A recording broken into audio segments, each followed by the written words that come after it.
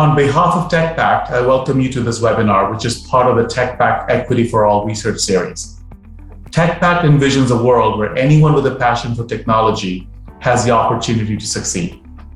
Founded by a group of impassioned technology leaders, we are committed to raising diversity, equity, inclusion, and belonging across the technology community. Hi, I'm Edward Wilson-Smythe. My pronouns are they and them, and I'm the head of research at TechPACT. This webinar is based on an upcoming TechPACT white paper titled Impact Beyond the Diversity Headlines, which identifies 4 key drivers of inequity in technology workplaces and the industry as a whole: biased recruiting, unfair opportunities and recognition, exclusionary norms and rituals, and psychologically unsafe workplaces. The white paper also presents 12 tangible and immediate steps that technology leaders can take to drive meaningful change in their workplaces and across the technology community. Today, we're privileged to have 2 leaders join us to discuss the topic of creating unbiased recruitment processes, Sarah Warren and Monica Brown. Before we begin, let us have a guest tell you a little bit more about themselves in their own words. Over to you, Sarah and Monica, and thank you for joining us. Well, I'll start. I'm Sarah Warren, People Business Partner for our digital and private equity teams here at AlixPartners. I've been with AlixPartners for 9 years now and have really enjoyed seeing our firm grow and lean into the D&I discussions. In my role, I influence recruiting, staffing, people development, amongst other things. Monica? Hi, well, I'm Monica Brown. I've been in technology for 20 plus years, and I'm also the author of a book called Only One: How to Be a Badass Boss in Corporate America. And that basically chronicles my climb up the corporate ladder as an African-American female executive and some of the things that I've had to deal with, from a diversity perspective. So excited to be here and excited to get in depth in this topic. Great. And then thank you both for joining. And just in the discussions we've had leading up to this, I know you have a lot to share and we'd love to hear your perspectives on the topic. So let's dive in. The white paper identifies several elements that lead to biased recruiting, and we can try to unpackage them and identify approaches and solutions to them.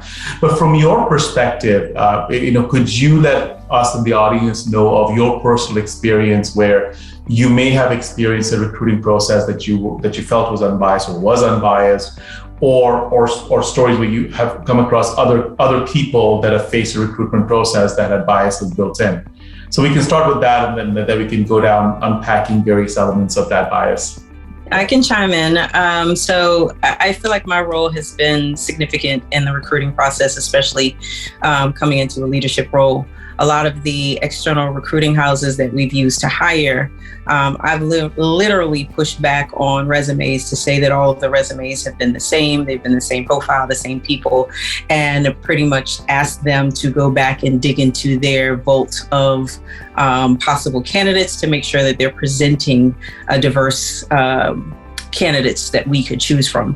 And if you're not necessarily aware, when it comes to recruiting, you will miss those potential opportunities to drive and influence diversity. So I really try to make sure that when we're in that realm of hiring, that we're looking at diverse candidates, women, men, LGBTQ+, if it's identified on the resume, just things that we tend to look for to make sure that we have a diverse plate that we can choose from. Monica, I completely agree. I think, unfortunately, if you don't ask for the diverse population of candidates, you're often not going to get it. Yes. Which is surprising. The world is so diverse. And so especially when we think about technology consulting for us, or technology roles in general, there's definitely a diverse population of people out there. So the fact that we regularly just get the same type of profiles still astonishes me. I think, the other thing that I picked up on from the article, which was great, really the theory that a lot of companies still recruit from, top schools, they want referrals. We're guilty of that too, right? We really do focus on, having people from distinguished universities. We really emphasize employee referrals. But what does that get you? It gets you more of the same, right? So I think what we've been working on is really pushing our population to expand their view, looking at people from other schools. Let's not focus on that. Ultimately, it doesn't really matter. We want to say, great, thank you for the referrals. But guess what? Our referral bases tend to always look like us. So what can we do to expand our own networks, reach out, think more broadly? One area where we've been successful with that is encouraging our folks to even just look more junior.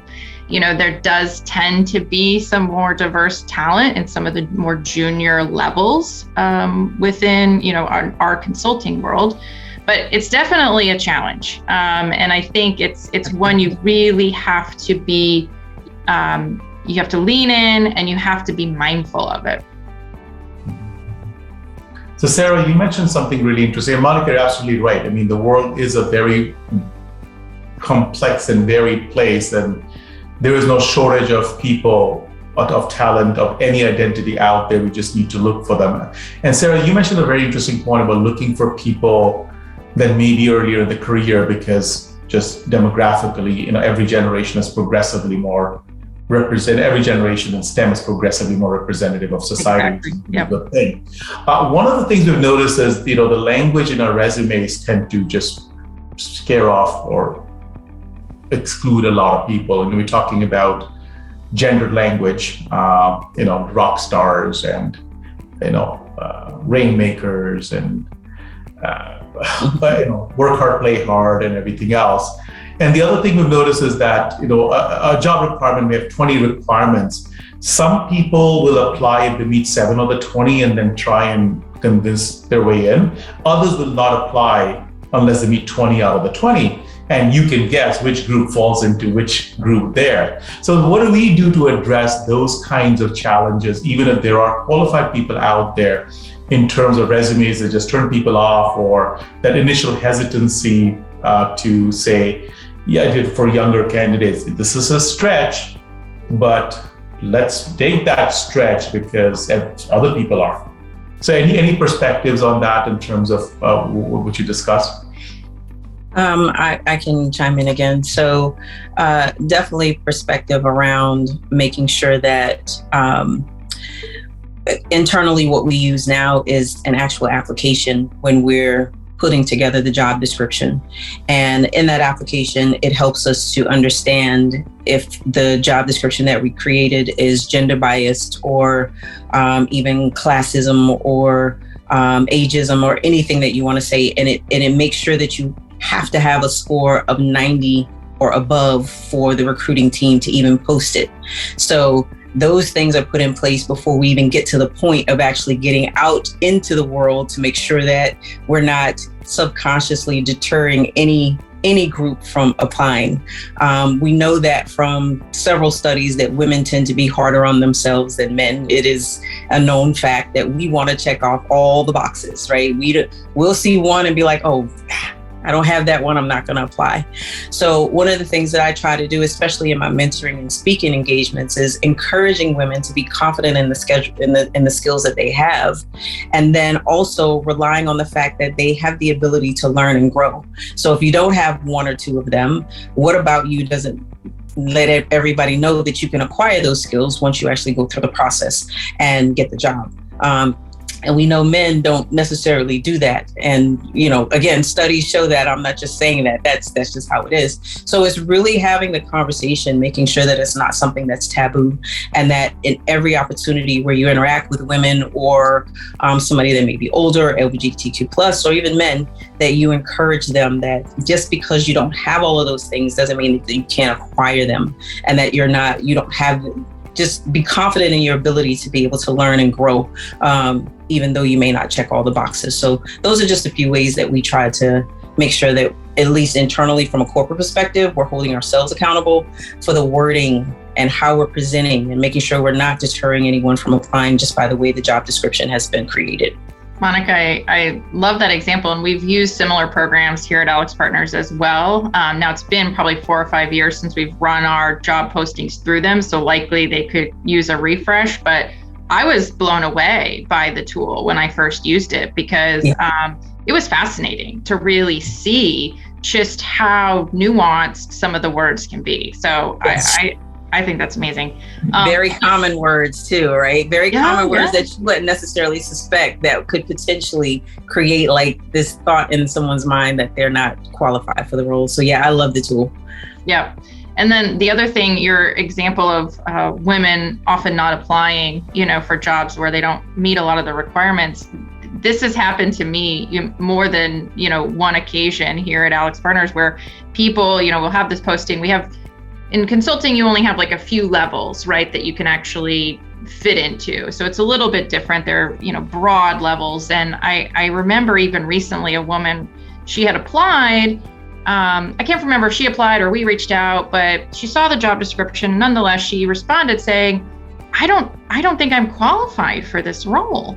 And I said, well, why don't we have a conversation? Like, why don't you let me evaluate that? Like, let's see what skills you can bring to the table. Just because we're advertising, let's say, for a senior vice president role, doesn't mean we can't fit you into a different, position should that be better suited. So it's always really interesting, dealing with candidates and kind of what their perspectives are and how they think they should be leveraged in an organization. But, one of the things that I'm proud of, at least when I do the recruiting aspect, is I really try to think outside the box. I don't just look at a resume, the one that they've applied for, and go, that's a fit or that's not a fit. Like, maybe if it's not a fit for that role, okay, well, where else could they possibly fit in the organization? Exactly. Is there somewhere else that they could be valuable?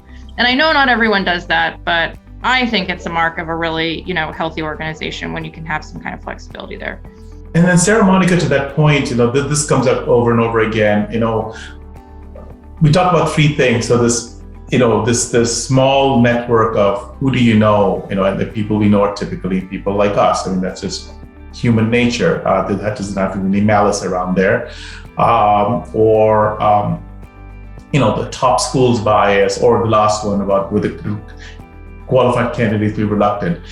How have you seen us break through that last bit of just there's a whole bunch of talent out there, but they're just not on our radar because we're not looking in the right places? So any thoughts about what you're seeing being done, or what you or your organizations are doing? I think that would be helpful for even people listening who are candidates. So if you're saying there's a way you're looking for top candidates, we can then work with the people who are listed candidates to say, be there because there are people looking and it's not all doom and gloom, unlike what you see the statistics say. So any thoughts on how you're casting that net wide and, not only looking at that small little subset of Venn diagrams?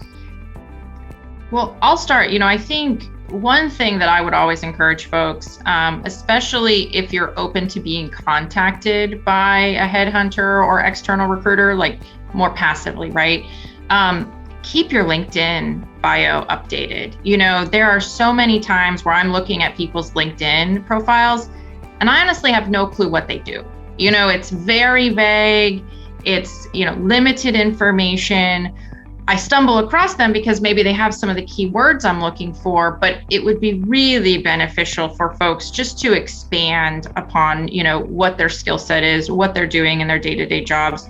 Especially, if you are a minority, a diverse person who might not be comfortable applying for roles, but, headhunters and recruiters are always out there looking for folks. So that would be my number one comment.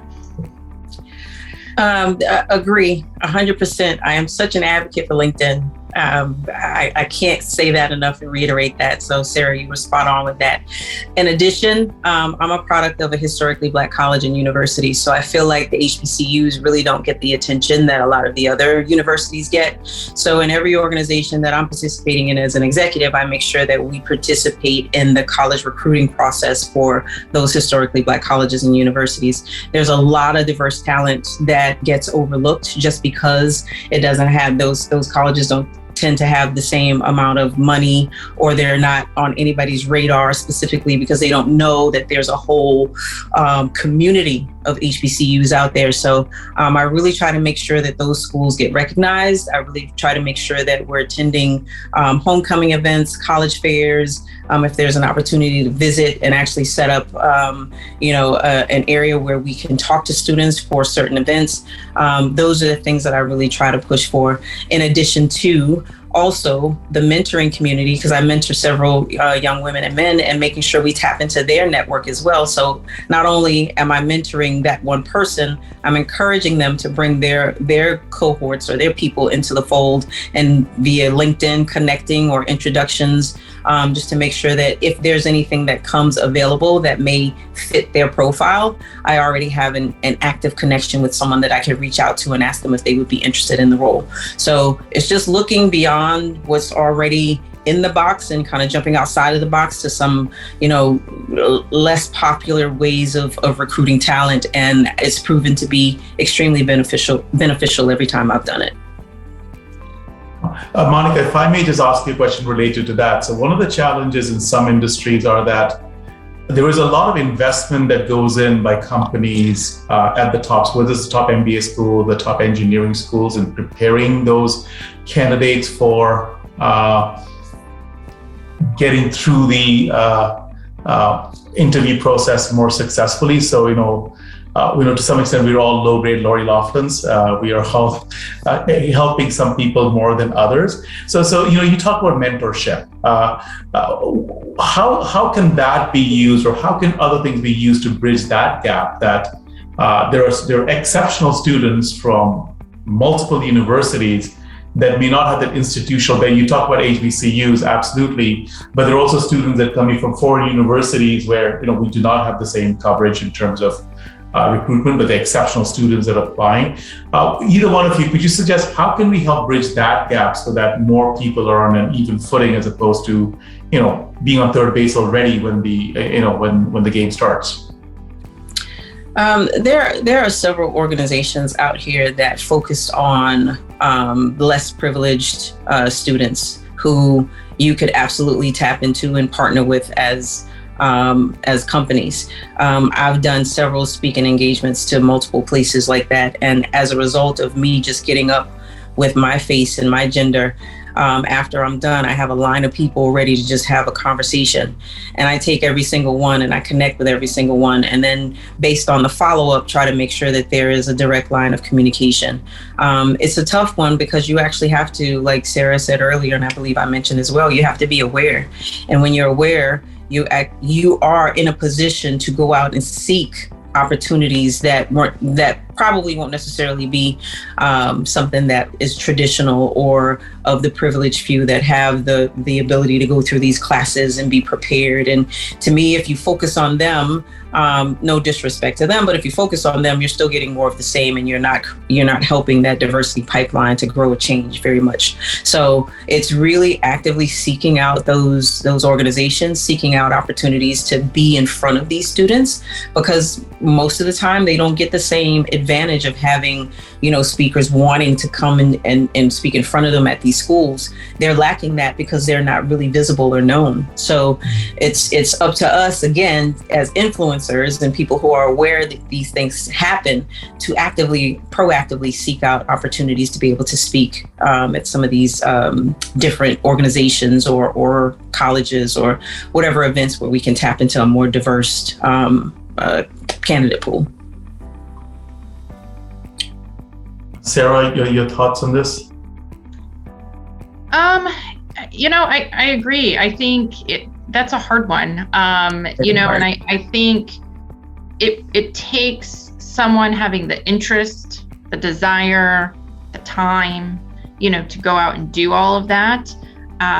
It's not the number one priority for a lot of people. They've got a lot of things on their plate. So I think, as much as we can be encouraging, providing resources maybe to those that we are, have in our network, to keep it top of mind. But I mean, again, it's just one of those things that you really have to make the effort to change. Yeah. Now let's move on to some other topics that are maybe a little more sensitive and personal. So we also know that resumes, for whatever reason, algorithms which are supposed to be unbiased will, have much lower callback rates for Black, Hispanic candidates or candidates with foreign sounding names, whatever that means. I mean, you know what it means, non-traditionally white American names. How do we deal with situations like that? So I know I have a privilege of having a very, very white name. People almost do a double take every time I walk in the door. They're expecting someone else. It's the only time it worked for me when I was in the Bahamas, and my client kind of, she's wonderful. And she kind of, the elevator we were low, and she said, "Let me tell you something." He said, "When we heard Edward Wilson smile," he said, "You weren't expecting this coming through the door, were you?" And she started laughing. But usually it's a double take because if somebody, Edward Wilson smiles don't look like this. So from your perspective, how do we deal with situations like that where really good candidates who may have names that don't fit in with the norm of what a leader should be, whether it's a traditionally Black name, I don't even know what that means, but we know what it means when we see it, or a Hispanic name, or a South Asian name, or a foreign name, whatever that means. How do we deal with situations like that? Any firm I've worked in, that's not been an issue, which is great. But we do know there's an issue in the broader industry. I've thought about this topic from time to time because, and maybe it's because I've worked at, we'll call them smaller organizations, but the applicant tracking systems that I've utilized don't have back-end algorithms that are screening people out. I did ask this question one day because there was one particular time that I felt like we weren't getting a lot of applicants in a particular posting. And I was like, do we have algorithms? Are they screening people out? And I was told no. So, maybe maybe it's just the size of the firms I've worked at, but surely larger organizations that have, hundreds of thousands of applicants have to have some sort of algorithm. So I can't speak to that, but from at least what I've seen where I've worked and here at Alex Partners, every candidate makes it through the process, at least to that initial resume screen. So. Yeah, I don't think I've been privy to any situations or conversations where the name has been an issue. Maybe because most people know that if I hear something like that, I'm not going to hesitate to address it. I don't know, but in my experience, I haven't had that, even with traditionally, ethnic names. As a matter of fact, I gravitate more towards those because those, to me, may be biased to say that, but may have, a significant indication that we have a diverse candidate that we need to, pay attention to. So, and knowing me, I don't think anybody's going to say anything around me. Yeah. I'm just saying. Yeah. So I haven't had that issue, but I tend to gravitate more towards that. And really between the names and, I look at everything. I look at the college education, I look at the experience, and I try to mentally just create a picture of, is this someone of interest, and not really try to be biased by a name or whatever. It's the full package, and it's the presentation of the full package. Sometimes the presentation is not necessarily that great. You tend to try to see if you see some nuggets inside of that as well. But in every scenario, trying to be as fair as possible with just the physical judgment of what's being presented on paper. So I think that's what. Please go ahead, Sarah. Oh, I was going to say the only other thing that I might throw out there is, potentially with some of the organizations that are more global in nature, naming conventions may not be as big of a deal, right? Mm-hmm. I can imagine in some more very regionally based American companies in traditional demographics may have more of an issue, but I do think, working at a global company, clearly we've got people that work in all different countries, so you kind of have to expect some of that as well. Mm-hmm. Yeah, and I think I must have the misfortune of, being dealt the worst cards when it comes to this. Not personally, of course. I've had a very, charmed existence for whatever reason. Not that I've done much. I just look back and say, wow, that was weirdly lucky how I got to where I am. But I've seen examples where, in Canada, not in the US as much, but a foreign sounding name is typically associated with being a recent immigrant. So the question comes up is, you see a name that's South Asian or East Asian, and then immediately go, well, is this person, qualified to work in Canada or not? And you don't screen that right off the front. That's a separate process, but you can't eliminate people based on assumptions you're making based on names. That's just absurd. Yes. That's just crazy because, we have places, we do that the day we start working. And if someone, we don't do that the day they apply. So there's some example, but those I think are just a question of, to Monica, you said, make sure everyone gets that initial screen from a human being, as opposed to having whatever system, whatever algorithm, looking the keywords and eliminating that. Yeah. The other topic that we wanted to get your feedback on is how do you deal with situations where you have situations where let's talk about it real life. I mean, Justice Ketanji Jackson Brown just went through a process where a lot of people questioned her competence on being a justice, when she has the longest track record on the bench of any other serving Supreme Court justice to this day. Ever. Ever. Yes. Yep. So typically, is that bias of, well, you're an affirmative action hire. And I'm sorry, this is very sensitive, but the intent is not to traumatize anybody on the call, but we have to talk about these really tough topics to understand how we deal with that. Well, you're an affirmative action hire, or you just got the job because they need the gender numbers working out. How do you deal with situations where an employee that's been hired, does not suffer from any of those biases even after the hire? No, the wrong assumptions and the biases and everything else. Could you just walk us through, if you've had situations like that in your life that you're privy to? If not, what are you seeing in organizations being done to ensure that people are not victims of such wrong assumptions? Mm-hmm. Well, my career, I could say, is the example. In the book that I wrote, there is a topic that I talk about called shiny object syndrome, where you have this diverse hire, and all of a sudden you're standing in front of the team speaking, and then you're being asked to be visible in certain interviews, and you're being positioned as this person to represent the organization. And at first I took offense to it, because I'm like, why are you guys doing this? Because really the diversity, especially at the executive level, the higher up you go, the less diverse it becomes, unfortunately.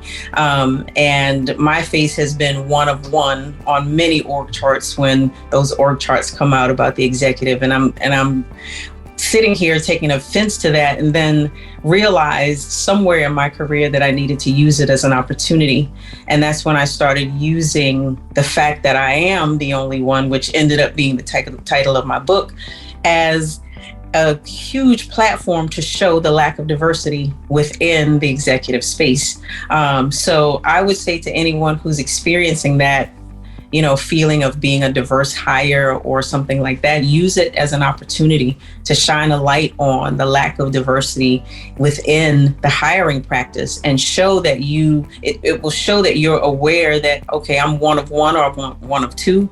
There needs to be more. And that's an opportunity to shine a light on it. So use it more as a positive, as a platform, versus, sitting there irritated by the fact that you're the only person in the room. That's absolutely something to celebrate, because one, you made it inside the room, or you made it to the table, and two, more people need to understand that more of us, or people who look like us, need to be a part of that conversation.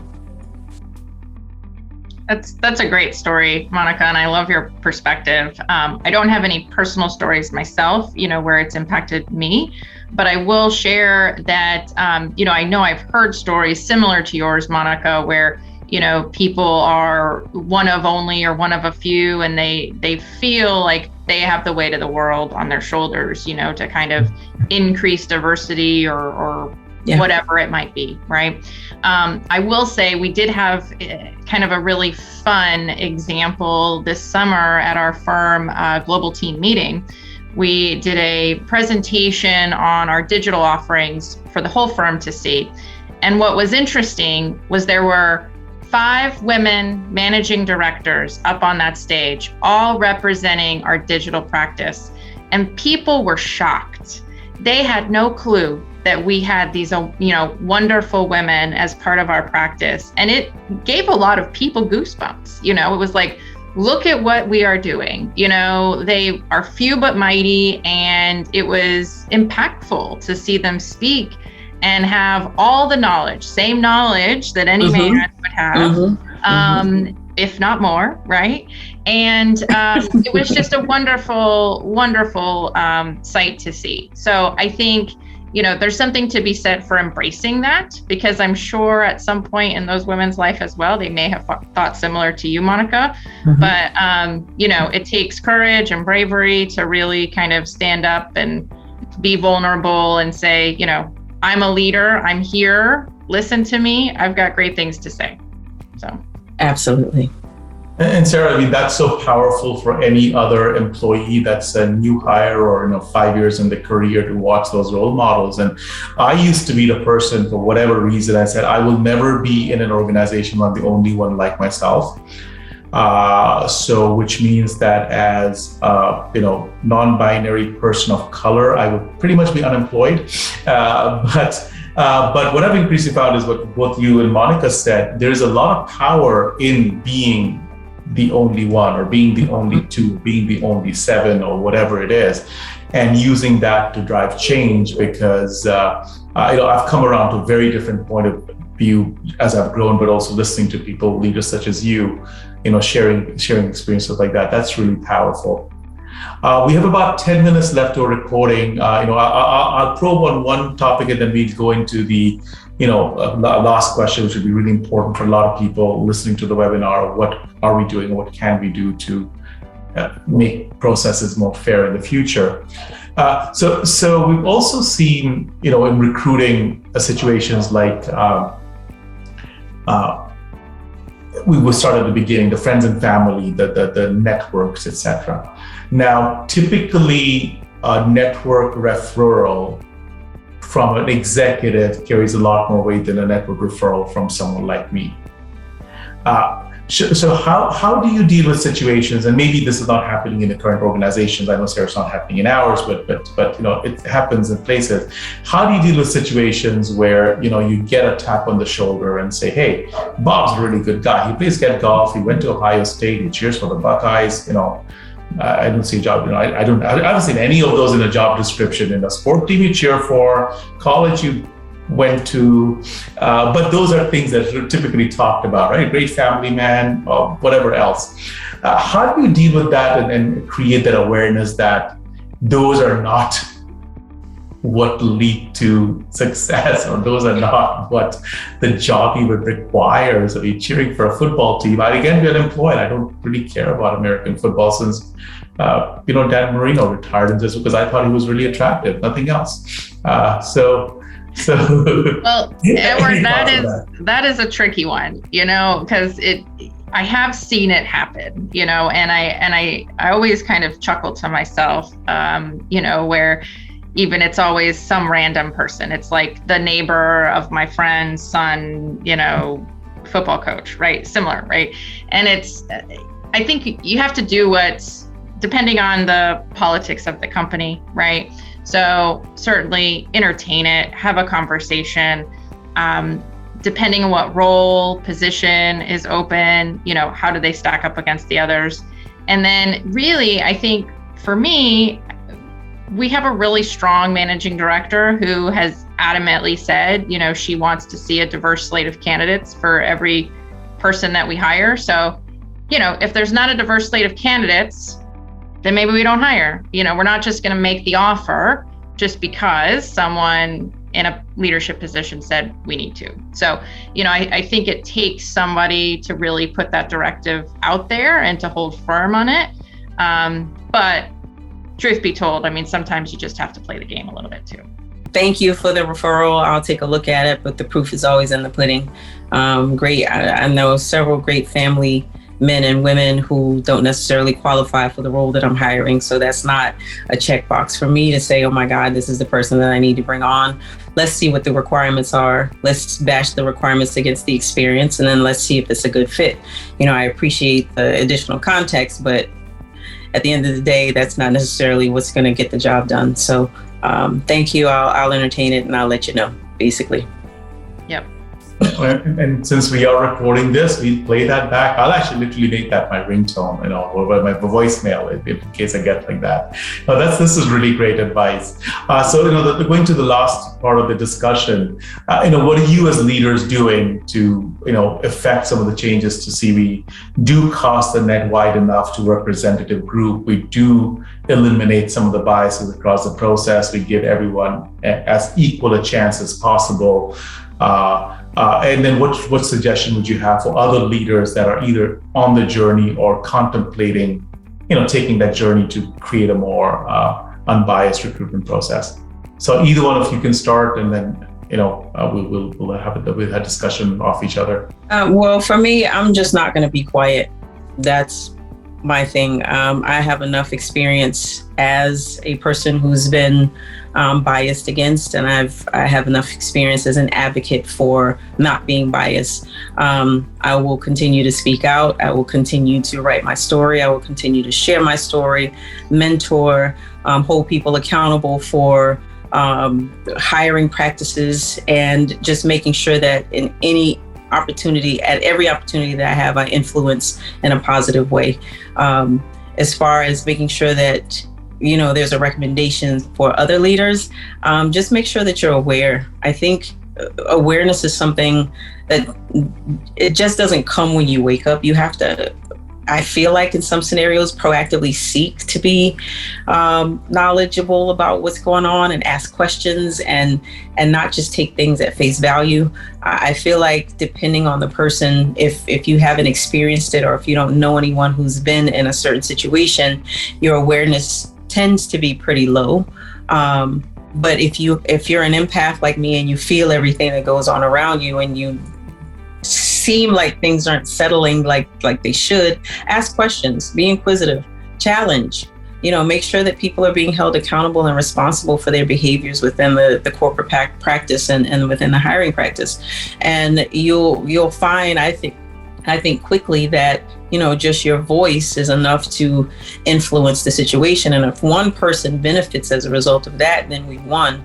And if we have multiple people doing that and one person benefits, then it becomes something that will absolutely change the dynamic of the hiring practices within corporate America. So I'm going to always talk about it. I'm going to always speak up. I'm going to always be an advocate. And as a double minority, I have no choice. I have to speak out and continue to talk about what's going on, and in my career and within the corporate practices or companies where I work. That's awesome. Thank you, Sarah.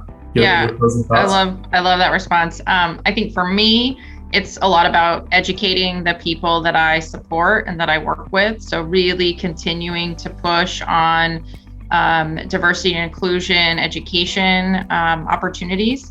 A few years ago, one of the things that I started was really focusing on the inclusion part. So highlighting some of the employees within our firm and, showcasing how our firm has been inclusive of different opportunities that they are involved in. For instance, people who were spending a lot of time outside of work training for a marathon, someone who volunteers for a week every summer to work at a camp for kids whose parents have died, so really showcasing like the firm has been supportive of you and your endeavor, and this is, great and wonderful. So I think that's one thing. And then, this year really starting to pivot more into some of the bias discussions, bias in recruiting, bias in performance reviews, just general bias overall. And one of the initiatives that me and a colleague recently put forth was to launch the concept of this bias huddle kind of conversation in a box meeting. So it's a 1-hour meeting talking about bias. We wanted everyone in our Digital Americas practice to go through it by the end of September. Here we are, end of September. We're pretty close. We're like 89%, which I think is amazing.